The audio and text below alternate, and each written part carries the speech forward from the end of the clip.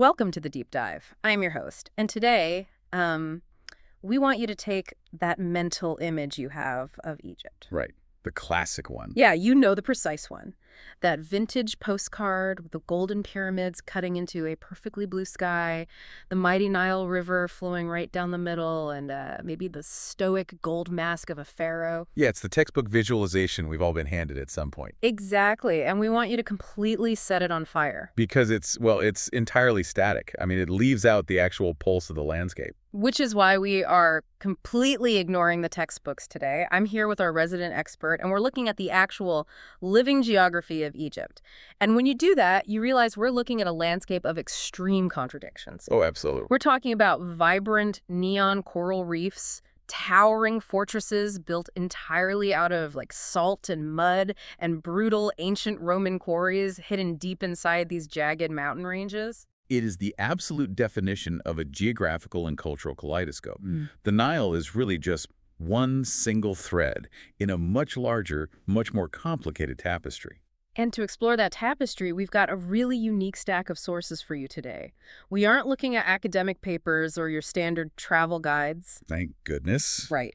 Instead, we have this fascinating collection of regional research notes, and they were originally compiled for songwriters. Which is such a brilliant lens to view a culture through. It really is. These were artists trying to capture the authentic regional essence of Egypt to write music about it. Because when you're writing a song to capture the feeling of a place, you aren't just rattling off dates and population statistics. No, nobody wants to listen to that song. Exactly. You are looking for the sensory realities. You want to know what the air smells like, the rhythm of the local dialects, the specific way the light hits the sand at dusk. So our mission today is to decode these regional notes and take you on a cultural journey across Egypt's hidden corners.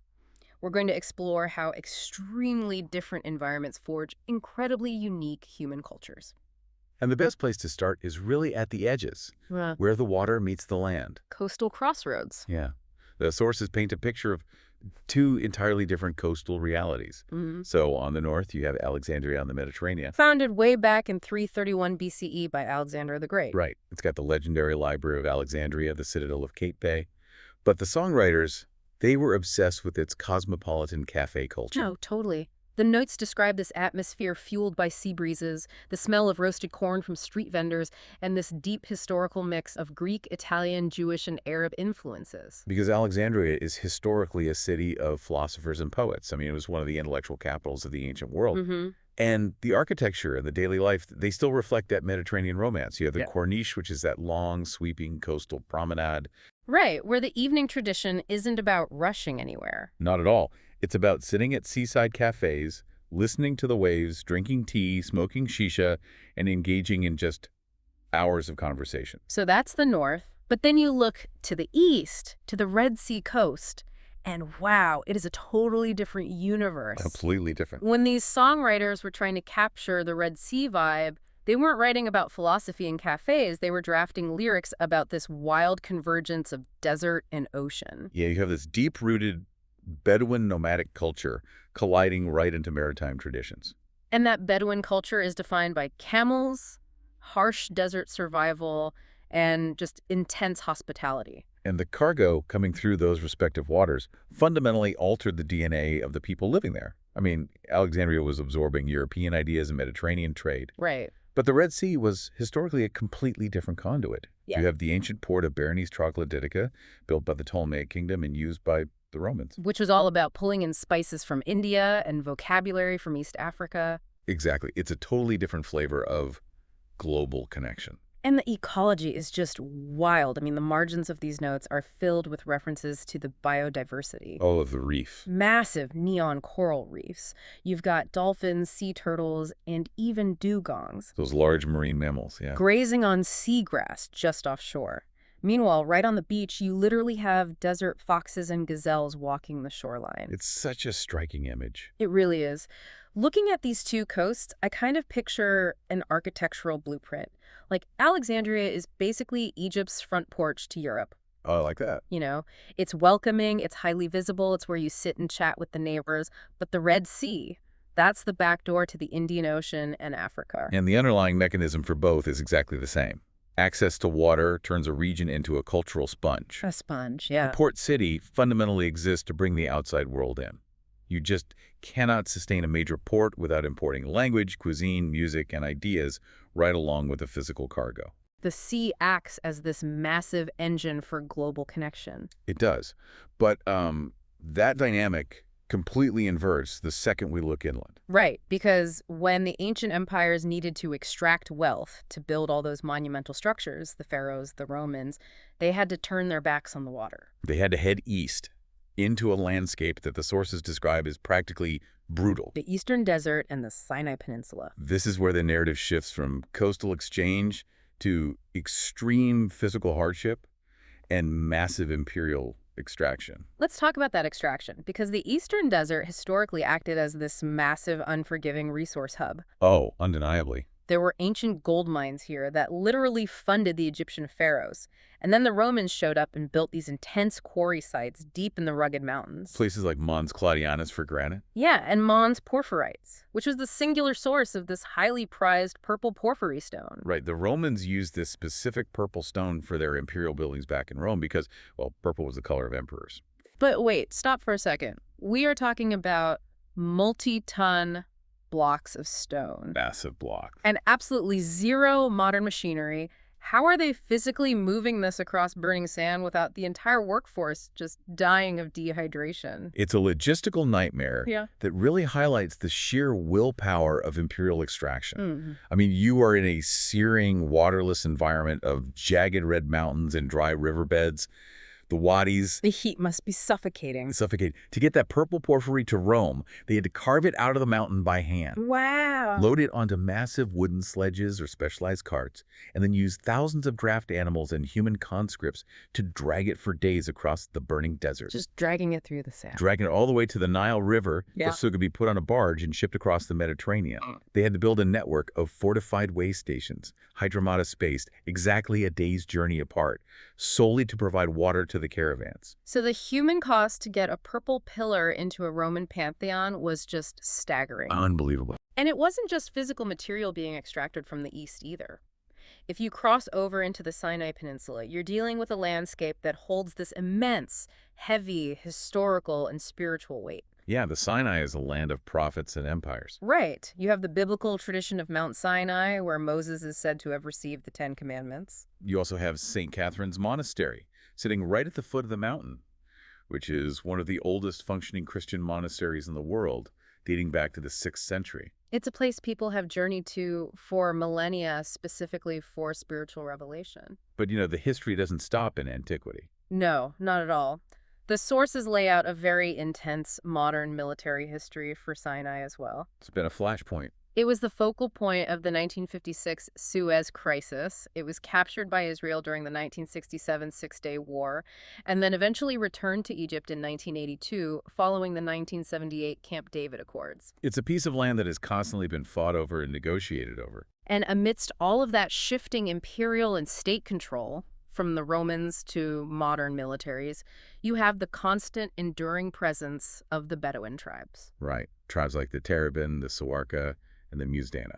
The notes emphasize their deep tribal codes, particularly this profound sense of hospitality. And it's crucial to understand that this hospitality isn't just, like, cultural politeness. It's not just being nice. No, it's a strict, decentralized survival network.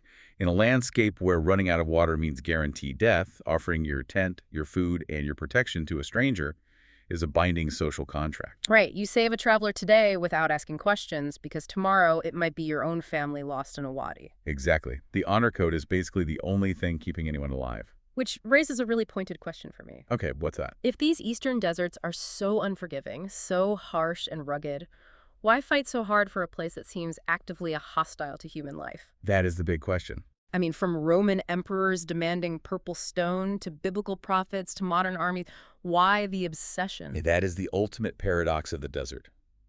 It is physically inhospitable, yes, but it holds immense concentrated wealth. Material wealth like gold and turquoise. And copper, but also spiritual wealth in its profound isolation and silence. But here's the catch. There's always a catch. Always. To access any of that wealth, those who enter the desert are forced to rely entirely on the deep survival skills of the local Bedouin tribes. Right. You cannot conquer the eastern deserts without the people who know how to read the stars. Exactly. The people who can find the hidden springs beneath the rock and navigate the flash floods of the wadis, the harshness of the environment is the very thing that guards its treasure. So the east was defined by empires breaking the desert open to pull resources out, Yes. but the west represents the exact opposite survival strategy, using the desert as a massive, impenetrable shield to protect the fragile life hidden inside it.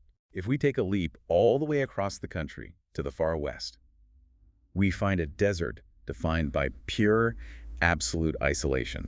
The western desert. It is effectively an ocean of sand that acts as a cultural time capsule. The landscape itself sounds almost alien. The songwriter notes describe the White Desert National Park, which is full of these surreal, wind-carved white chalk rocks. They look like massive, abstract ghosts glowing in the moonlight. Yeah.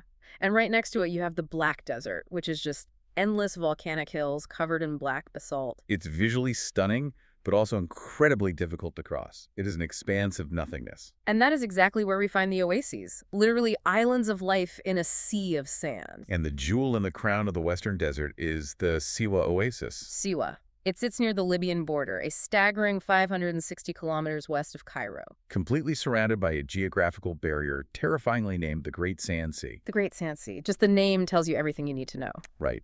And because of that extreme isolation, its culture evolved in a total vacuum. The people of Siwa are ethnically Berber, or Amazigh. They don't just speak an Arabic dialect, they have their own distinct language called Siwi. Which is virtually incomprehensible to an Arabic speaker from Cairo. And their entire society and agriculture was protected by hundreds of miles of lethal desert. Yeah, agriculture based around hundreds of natural freshwater bubbling springs, massive date palm groves, and ancient olive trees. Even Alexander the Great had to deal with how remote it is.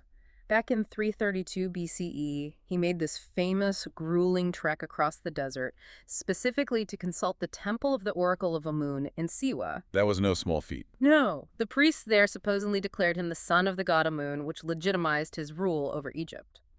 I mean, if you're an ancient king and you want to prove your divine right to rule, surviving the journey to Siwa is the ultimate PR move. It proved he was favored by the gods just to make it there alive. Exactly. It was the ultimate test of endurance. And that isolation shaped not just their politics and language, but their physical environment. The traditional architecture in Siwa is incredibly unique. The buildings, including the ruins of the 13th century Shali fortress, are built using a local material called kershef. Kershef, yes. Okay, we have to talk about kershef, because the notes describe it as a mixture of mud, clay, and salt mined directly from the local salt lakes. That's right. And I have to offer some playful pushback here. Building an entire fortress out of salt. That sounds like a terrible idea the absolute second it rains. Doesn't the entire city just dissolve like a giant bath bomb? It's a completely logical question. I mean, it sounds crazy, but your skepticism actually highlights just how unique the environment of Siwa is. Okay, how so? And how deeply they understand their geography. It is so incredibly dry there that substantial rainfall is a rare, once-in-a-generation anomaly. Oh, wow. Because it simply doesn't rain. The salt is permanent. But more than that, this architectural choice perfectly illustrates human adaptation. Right. The salt and mud mixture creates brilliant thermal mass. It acts as heavy insulation, keeping the interiors of the homes remarkably cool during the blistering 110-degree desert days. And then holding on to that warmth to radiate it back during the freezing desert nights. Exactly. It's an engineering marvel born entirely out of geographic necessity. That is wild. You take the materials right beneath your feet, literally salt from the turquoise lakes, and you build a society that protects you from the climate. And that society is incredibly tight-knit. There's a note in the margins of this research about the Saiha Peace Festival in Siwa. Yeah, once a year, under the full moonlight of autumn, all the different tribes unite at a mountain just outside town. For communal meals, chanting, and formal reconciliation ceremonies to settle any disputes from the past year. Which brings us to an essential realization. Despite the extreme isolation of Siwa in the west, and the global maritime traffic of Alexandria in the north, and the rugged extraction of the eastern desert, There is a shared cultural heartbeat that connects all these disparate regions across Egypt. the soundtrack and the taste of survival. Reading through the lyrics these songwriters drafted, they're just incredibly rich in sensory details. You can almost hear the music jumping off the page. Music and food are the most immediate, visceral ways a culture expresses its relationship with its environment. Absolutely. What auditory details stand out to you from their notes? Well, the instruments themselves tell a story of the landscape. You have the rababa, which is this traditional instrument made of a coconut shell covered in fish skin. Played with a horsehair bow, right? Yeah.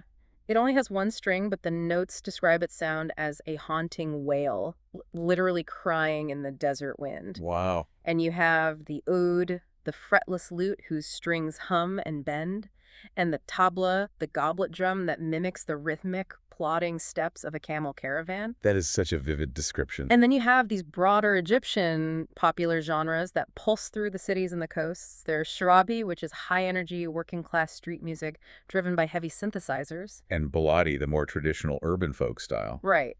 It's a constant rhythm, whether you're sitting in a cafe in Alexandria or a goat hair tent in the Sinai. And that rhythm is paired with an incredible ingenuity when it comes to food. Because food in these regions isn't just sustenance. It's a direct reflection of manipulating available resources. Exactly.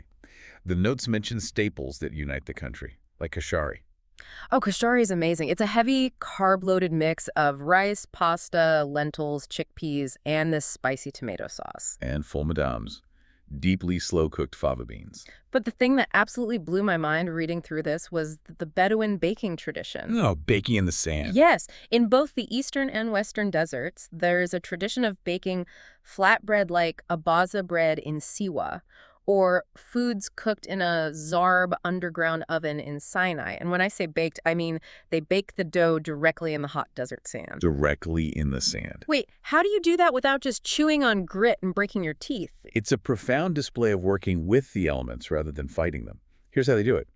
You build a wood fire right on the sand and let it burn down to glowing coals. Then you sweep the coals aside, place the flat dough directly onto the searing hot ground, and bury it in the hot sand and ashes. Just bury it completely. The intense, immediate heat causes the outside of the dough to instantly form a hard, protective crust, shielding the soft bread inside. When it's done, you pull it out, expertly tap the ash and sand off the hardened crust, and it's perfectly clean. It is the ultimate example of turning an environmental hazard into a kitchen appliance. It really is. You're out in the baking sun, and instead of suffering, you think, you know what? The ground is exactly 400 degrees. Let's make lunch. You pair that sand-baked bread with some slow-cooked goat stew, sweet Bedouin tea brewed heavily with desert sage or mint, And fresh Ceylon dates. and you have a feast that literally tastes like the landscape it was pulled from. And the language they use every day reflects that exact same mindset. The common phrases capture the philosophy of a people shaped by these environments. Yeah, there are everyday phrases that just sound like poetry when you understand the context. Like yalla, meaning let's go, a constant push forward. You have inshallah, God willing. Which is an acknowledgement of forces greater than yourself. It makes total sense when you live at the absolute mercy of a desert flash flood or a Red Sea storm. And you have Habibi, my friend or my beloved, highlighting that deep, life-saving hospitality we talked about earlier. But there is one motto buried in these songwriter notes that I think perfectly synthesizes everything we've explored today. What's that? It's an old desert proverb, life grows where water hides. Life grows where water hides. Wow, that sums up the entire journey, doesn't it? It really does. It explains the intense isolation of Siwa, surviving around its hidden bubbling springs. It explains the coastal explosions of culture in Alexandria and the Red Sea where the water meets the shore. And it explains the Bedouins' mastery of the harsh eastern mountains, navigating from one hidden wadi to the next. So let's bring it all together for you listening. We started by tearing up that static textbook postcard of the pyramids, and look where we've gone. We have covered a lot of ground. We've sat at Mediterranean cafes in Alexandria, breathing in the sea salt and Greek philosophy. We've watched Bedouin camel trails meet neon coral reefs on the Red Sea. We've dragged Roman granite through the jagged eastern wadis. And we've stood inside a fortress made entirely of salt in the absolute silent isolation of the Western Desert. What this deep dive proves is that geography isn't just a passive backdrop for human history. Geography actively dictates survival. It inspires the art we create, and it shapes human connection. The environment forces extreme adaptation, and that adaptation becomes culture. Whether you are prepping for a trip, sitting down to write a song with a one-stringed rababa, or just insanely curious about how people survive and thrive in the extremes, these songwriter notes gave us a masterclass in regional identity. They remind us that history is lived in the senses, in the taste of sand-baked bread, the smell of roasted corn on the corniche, and the sound of the wind through the acacia trees. But I want to leave you with one final thought to mull over, a question that builds on everything we've explored today. Hmm. For thousands of years, it was the harsh terrain, the massive, impassable distances, and the brutal heat that protected and preserved these incredible, distinct cultures. Isolation was their armor. Right. But we live in a modern era now. We have hyperconnectivity, paved highways cutting straight through the Great Sand Sea, and global tourism reaching every hidden oasis and coastal village on the map. It changes everything. So what happens to the whispers of the Bedouin trails now? When the isolation is gone and the distances vanish, will the desert remember its ancient ways? Or is that postcard about to be completely rewritten all over again?